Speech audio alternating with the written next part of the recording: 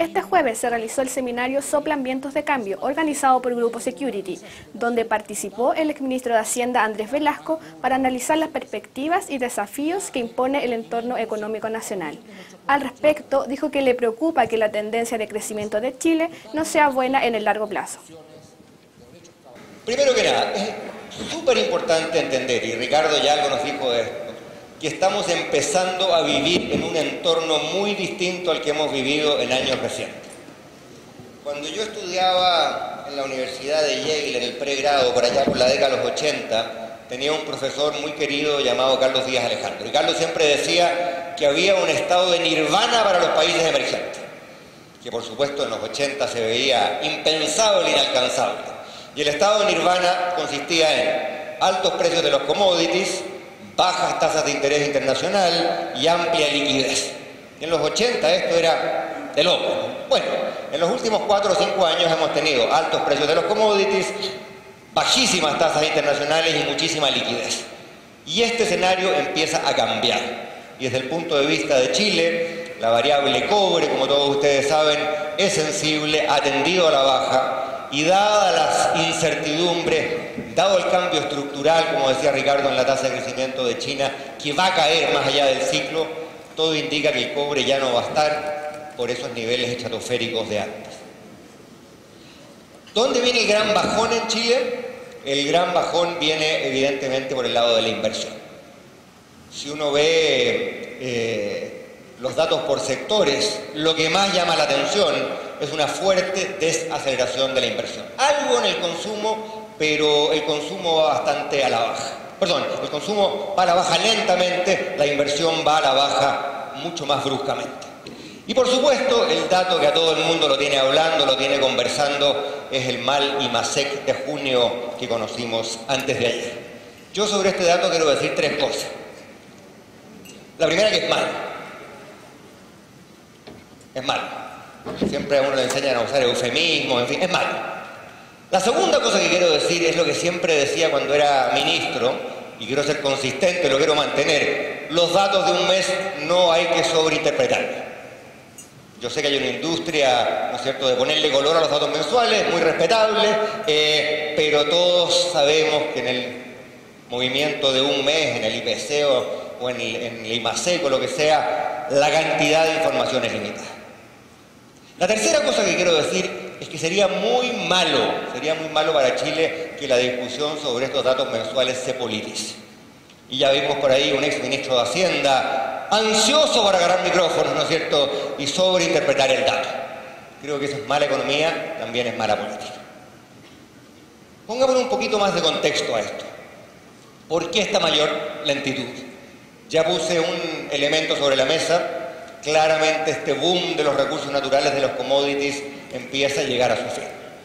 El segundo tema, Ricardo lo discutió ya con lujo de detalles, no me quiero quedar pegado en él. Este ciclo de tasas anormalmente bajas en Estados Unidos y en el resto del mundo empieza a llegar a su fin. Lo que no sabemos es cómo diablos va a llegar a su fin. Ese es el punto de Ricardo. Y la incertidumbre asociada a este proceso evidentemente tiene consecuencias dañinas para el norte y también crecientemente tiene consecuencias dañinas para el sur. Ahora, vamos a la pregunta controvertida. ¿Cuánto de esto tiene que ver con los cambios locales? Y se está desarrollando toda una industria, los que dicen que toda la cifra se puede explicar por razones políticas, otros dicen que no hay elemento alguno de la política local que incida en la cifra. No es ni lo uno ni lo otro. Mi postura preferida es la siguiente. Yo creo que de aquí hacia atrás, mirando las cosas que han ocurrido en los últimos 2 o 3 trimestres, lo que predomina evidentemente es el factor internacional. Porque ustedes podrán atribuirle el peso que quieran a las decisiones de política del gobierno de Chile, pero nadie en su sano juicio, creo yo, puede pensar que lo que el gobierno de Chile dice baja el crecimiento en Colombia, en México, en Perú, en Brasil, en Argentina, ¿cierto? Es evidente que lo que pasó en los últimos trimestres tiene un peso muy grande de lo externo. Al mismo tiempo, la probabilidad de que la incertidumbre que en Chile se ha ido generando respecto de las políticas tenga un impacto en los números que vienen es alta. Ricardo nos dijo 2 cosas que son muy importantes. Tú las dijiste respecto de Estados Unidos, pero el concepto se aplica a Chile. los shocks de incertidumbre tienen efectos reales y esos efectos reales tienden a ser persistentes. A mí me preocupa más que la coyuntura del IMASEC de ayer o del IMASEC de mañana, una tendencia de crecimiento de largo plazo en Chile que no es buena. Y déjenme ilustrar. En Chile tenemos la impresión de que dimos un tremendo salto al desarrollo. Y en alguna medida lo dimos. Los últimos 25 años para Chile fueron buenos. Pero a veces también hay que pensar, bueno, ¿cuál es la vara con la que nos medimos? Bueno, ¿respecto a quién? ¿Con quién nos queremos comparar? Una posible comparación es un país pequeño, en población, no en territorio, alejado de los mercados y minero. Ese país se llama Australia. Si yo miro el producto por trabajador en edad de trabajar, para así dejar de lado los temas demográficos, observo dos cosas. El año 60, el año siguiente al nacimiento de Ricardo Caballero, el trabajador promedio en Chile producía 40% menos que el trabajador promedio en Australia. Y esa línea azul en Australia creció de modo más o menos sostenido. En Chile somos más cíclicos, somos más propensos a las crisis, a los altibajos, tuvimos altos y tuvimos bajos, tuvimos malos años en los 70, comienzos de los 80, a partir de mediados de los 80 la cosa despegó, en fin. Pero hoy, fines del 2013 son las cifras que tenemos, ¿cuánto producía un trabajador chileno 54 años más tarde? Exactamente 40% menos que un trabajador australiano. Si nos comparamos con un país con el cual podríamos querer compararnos, los últimos 54 años fueron en vano. Y por eso es importante no dejar de lado el tema de la productividad, que sigue siendo un problema en Chile.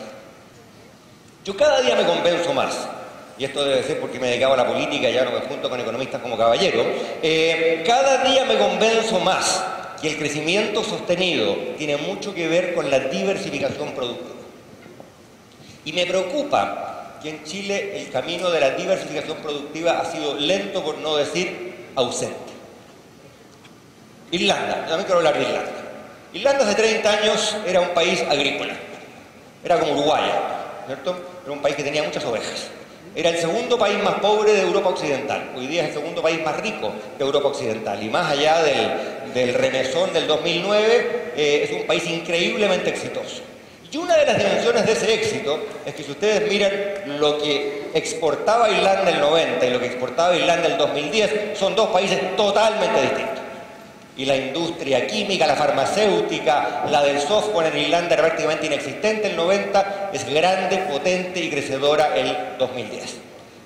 En Chile nos ha costado mucho diversificar nuestra oferta exportadora. Y la gente que se dedica a explicar las tendencias de crecimiento de largo plazo, y hay muchos y muy eminentes, ha empezado a argumentar, no les voy a dar las citas de papers, pero si alguien está interesado se los cuento, que uno de los predictores importantes del crecimiento de largo plazo es la diversificación productiva. Manteniendo otros factores constantes, los países menos diversificados crecen menos. Desde esta óptica, el potencial de crecimiento de Chile no es bueno y por eso es importante avanzar en propuestas para diversificar la economía. En este contexto, en el contexto de una economía que tiene un desafío grande de crecimiento para adelante, se da el debate de la reforma tributaria. Primera afirmación: Chile necesita subir los impuestos. Don Sebastián Piñera nos legó un déficit estructural de 1 punto del PIB, que no hay que eliminarlo de la noche a la mañana, pero que hay que eliminarlo. Y aquí quiero decir que me parece un acto de valentía del actual ministro de Hacienda, Alberto Arenas, haberse comprometido a eliminar ese déficit en 4 años.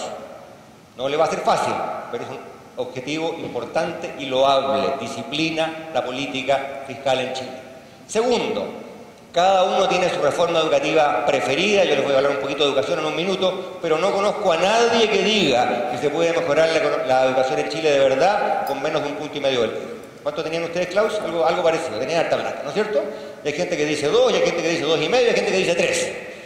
Y esa plata no va a caer del cielo, y una de las pocas cosas inamovibles como principio de política fiscal es que a más gastos permanentes tiene que haber más ingresos permanentes. Va a necesitar más plata el Estado chileno.